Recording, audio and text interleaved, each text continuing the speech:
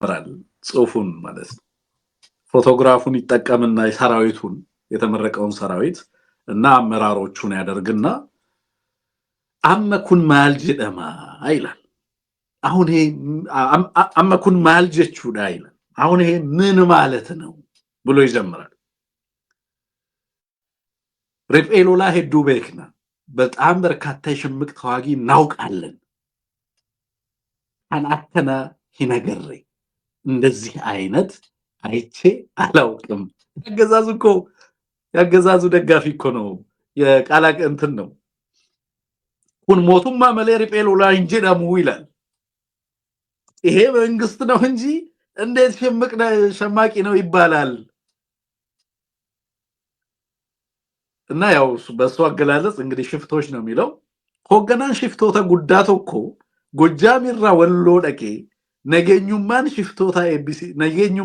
ሽፍቶታ ኤቢሲ ሰይገለ ማል ጀቹዳ አንድ እንግዲህ በሱ አጠራር የሽፍታ መሪ ከጎጃም ተነስቶ ይሄንንም ያህል ግዙፍ ሰራዊት ወሎ ሄዶ አስመርቆ ተመልሶ ወደ ቤት በሰላም የሚንቀሳቀስበት ሀገር ላይ ይሄ መንግስት ነው እንጂ እንዴት የሽምቅ ተዋጊ ነው ሊባል ይችላል? የገጠማቸው እንግዲህ ትራጀዲ ነው የብልጽግናዎች የገጠማቸው ማልጀቹዳ። አሁንም ደግሞ ይሄ ምን ማለት ነው እያለ ይጠይቃል። ዳበኒ በሳሳፊ ትካጭ ማብይ ከኛ ቀብዱሰን ኤሰኩቴ ያ ሀገርን በጽናትና በቁርጠኝነት ይጠብቅ የነበረው የሀገራችን ትልቁ ተቋም የተገባ ይሄ ሲሆን እንግዲህ መከላከያውን እያለ ይመስለኛል። አንሙት በዚህ ጥያቄው መከላከያውን እየጠየቀ ይመስለኛል። ሪፎርም ይጎነጭም ሲነኝ ጀነ ይላል። ሪፎርም አድርገን አጠናከር ነው ተቋሙን መከላከያውን አላላችሁም ወይ? ቆይ ድሮን እንጀደሙሱን ሆጂሊ ሳማሊ ቆይ ይሄ ድሮን የምትሉት ነገር ስራው ምንድነው?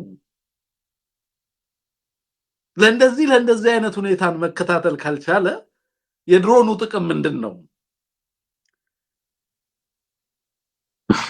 ጀረና ሃንጋ ሽፍታን ወልሆርቱ ኤግደኒ ቦዳ ፊፊጉ ጫላ በከት ሩኩታ እያለ እንግዲህ እንደዚህ ተስፋፍተው በዚህ ደረጃ እዚህ ከመድረሳቸው በፊት ለምንድነው ሳያድጉ ቁጥራቸውም ሳይበዛ እርምጃ የማይወሰድባቸው እያለ መደነቁንም መናደዱንም በአገዛዙ ተስፋ መቁረጡንም በሆነውም ነገር መገረሙን በግልጽ ያስቀምጥልናል።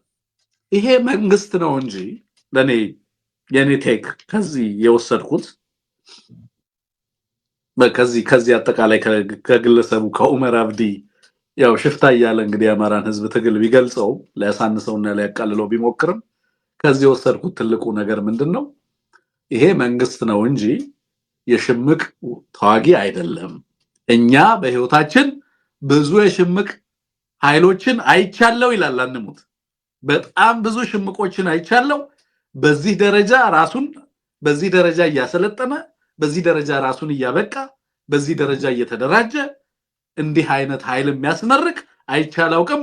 የትገባ ያ ሪፎርም አድርገን ሰርተናል የምትሉት ተቋም ስራው ምንድነው የሚለው በብልጽግና ኢሉዥንና ለአባላቶቻቸው በየለቱ በሚነገረውና መሬት ላይ ባለው እውነታ መካከል ልጁ ከባድ የፋክት መፋለስ እንደገጠመው ትመለከታል። ለአባላቶቻቸው በፕሮፓጋንዳ የሚነገረው አንተ ቀደም ስትል እንደነበረው ነው። አለቀ፣ ተበተነ፣ ጠፋ 90% 95% አሁን ሪፖርት አድርገን ጨርሰናል፣ አያሳስብም፣ ወደ ሌላ ጉዳይ ልንሸጋገር ነው፣ አለቀለት፣ አበቃለት፣ ምርጫ እያደረግን ነው ያልተባለ ነገር የለም። ወረዳና ቀበሌን የማጽናት እግርን የመትከል ያልተባለ አይነት አጀንዳ አልነበረም። ግን ምንድነው ያየነው ዛሬ? በዚህ ልክ ሰራዊት ሲያስመርቅ ያየሁት ለመጨረሻ ጊዜ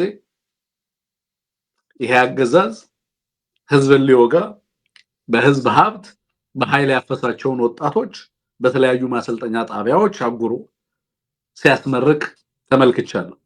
በዚህ ደረጃ ግን የተደራጀ የአማራ ህዝብ የቁርጥ ቀን አመራሮች የሚባሉት በጣም ትልልቅ አመራሮቹ በጋራ ሆነው እንዲህ አይነት ከአንድነቱ በኋላ በዚህ ልክ ግዙፍ የሆነ ኃይል ሲመረቅ አይቻ